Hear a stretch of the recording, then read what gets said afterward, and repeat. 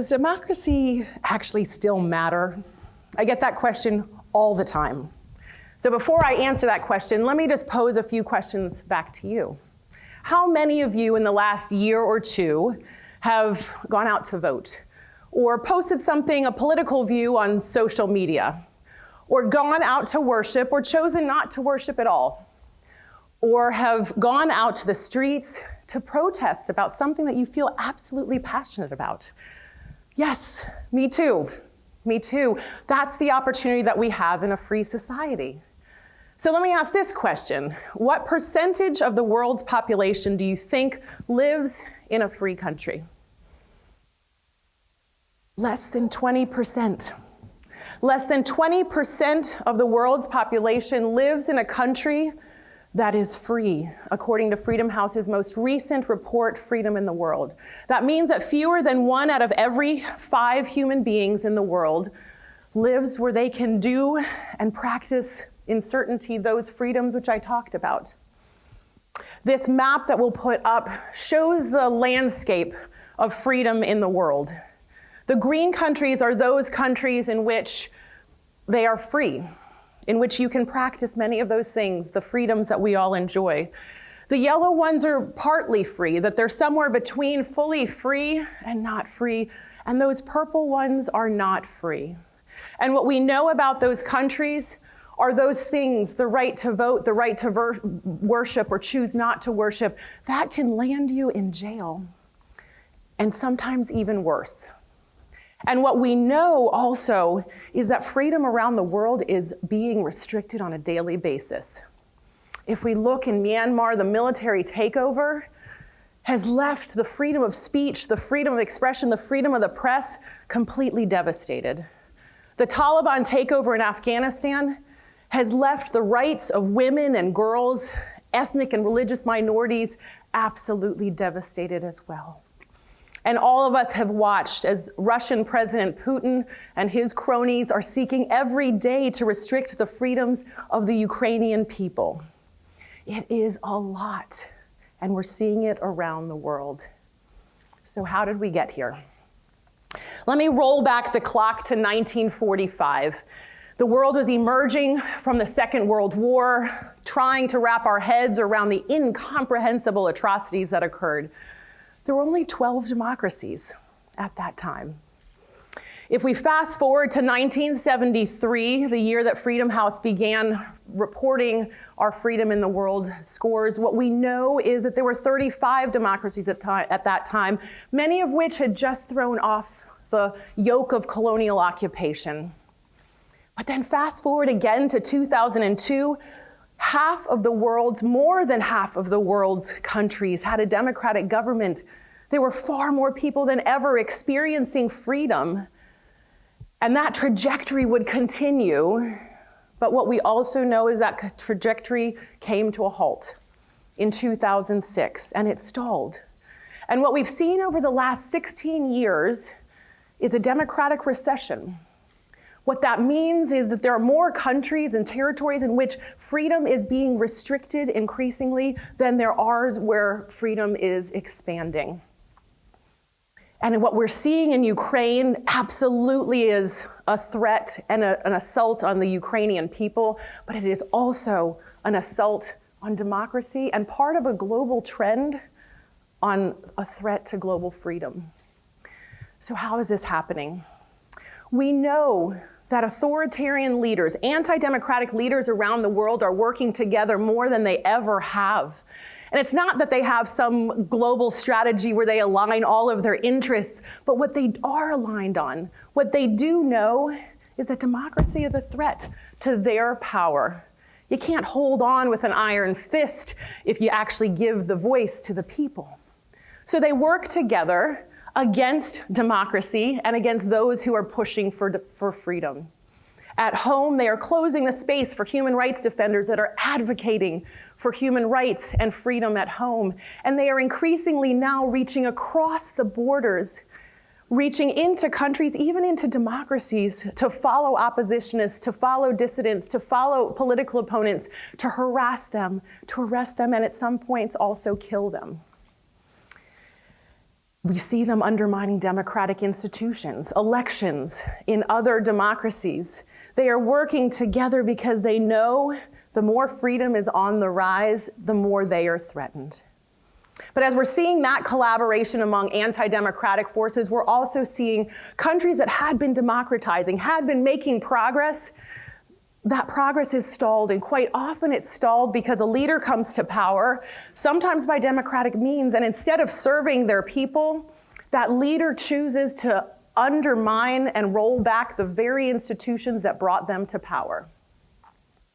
And at the same time, we know in long-standing democracies that they're struggling at home. Here in the United States, we have seen an increase in anti-democratic forces and anti-democratic behavior.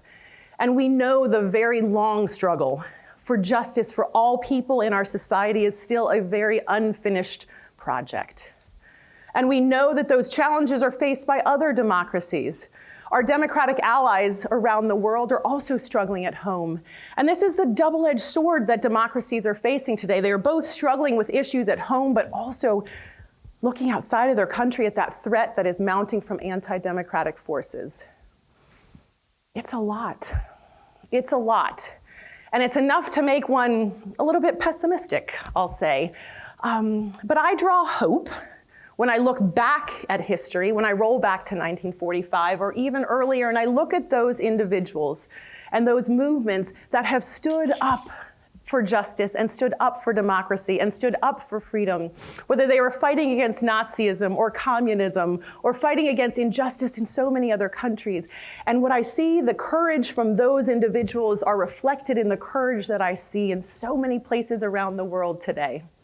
I see them in Ukraine and in Venezuela, in Cuba, in Sudan, in so many places where people are taking to the streets to fight for freedom. But what I know is that fight cannot be fought alone by them. And those of us who live in democracies also have to think about what our part is in that struggle. And so it's time for all of us to think that we have to refresh our understanding of why does democracy matter so much? We have to renew our commitment to democracy, and we have to redouble our effort to ensure that freedom is extended to all people in the world. So what does refreshing our understanding of democracy actually means? Democracy is a governing system that is built on political and civil rights. It is the governing system that best protects human rights and human dignity. It is also the best governing system to create a rules-based system to allow for economic prosperity and economic development. And it is also the best governing system to provide the institutions, the checks, and the structure to allow for stability and security around the world. But democracies are not perfect. All of us know that. We all have read the history books. We see where democracies fall short. It is not a perfect governing system. But what we know is that democracies have something that no other governing system in the world has. It has self-correcting mechanisms that are built into the foundations of democracy that allows us to close that gap between those lofty ideals and where democracies are. And what that means is our right to vote, our right to go to the street to protest when there are injustices, our right to have access to our elected officials, the right to have a free and open media that is able to shine a light on government shortcomings or on social problems in a society. That is embedded in democracy, and that doesn't exist in any other system. So even when democracies fall short, they have the very tools for us to get in the game to close that gap between those lofty ideals and the experiences that we have. So as we refresh our understanding of why democracy matters so much, we also have to renew our commitment. We have to renew our commitment because democracy is not an end game. We don't try and then stop. It's also not a spectator sport that we leave to somebody else to do. It is something where we have to recognize that all of us are part of a democracy, and a democracy that will thrive to the extent that we are part of that effort. And we also have to redouble our efforts to make sure that freedom is a reality for all people. It is not something that's to be left to others. So let me just walk through what does redoubling our efforts actually look like. For democratic governments, there is so much work that needs to be done. The starting place is at home. Democratic governments have to make a top priority the strengthening of institutions, the ensuring that we have free and fair and secure and open to everyone an electoral system, to have checks and balances and independent institutions that will allow for the will of the people to be reckoned.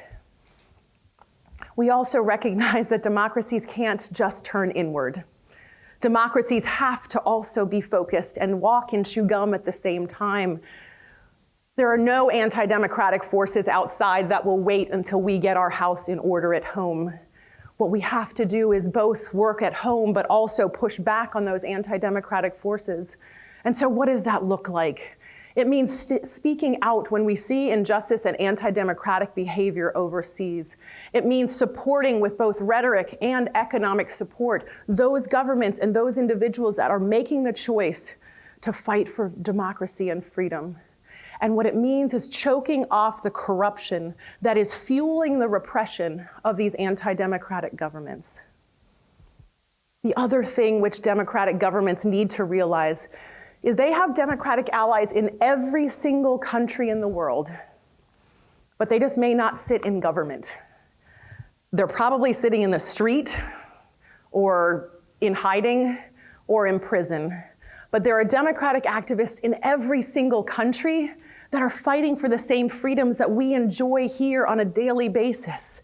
And so democratic governments have to prioritize providing support to those human rights defenders who are on the front lines of a struggle for democracy and human rights.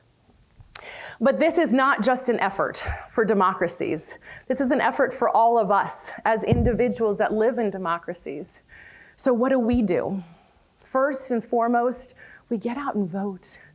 But here's my challenge to you. We don't just get out to vote for the person who has our favorite policy on immigration or our policy on education or healthcare. Those are absolutely vital.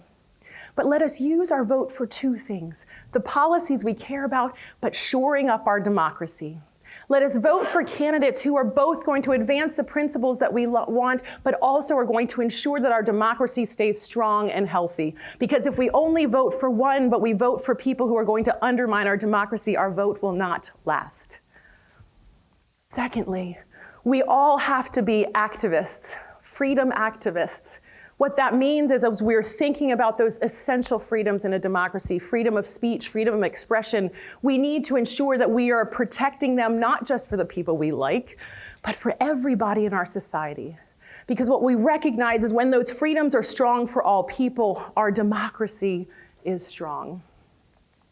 Lastly, what we need to do is remember that in an interconnected world, our voices do not stop at our borders. We have the opportunity to raise our voices as individuals for those around the world who are pushing for freedom every day. So when I hear the question, does democracy actually even matter anymore? The answer is a resounding yes. If you ask the people of Ukraine and Russia and China and Myanmar and Cuba and Venezuela and Sudan and Ethiopia and anybody who is pushing against injustice and pushing for freedom, yes, democracy matters. There is a lot of work to be done, and I hope that you will join us.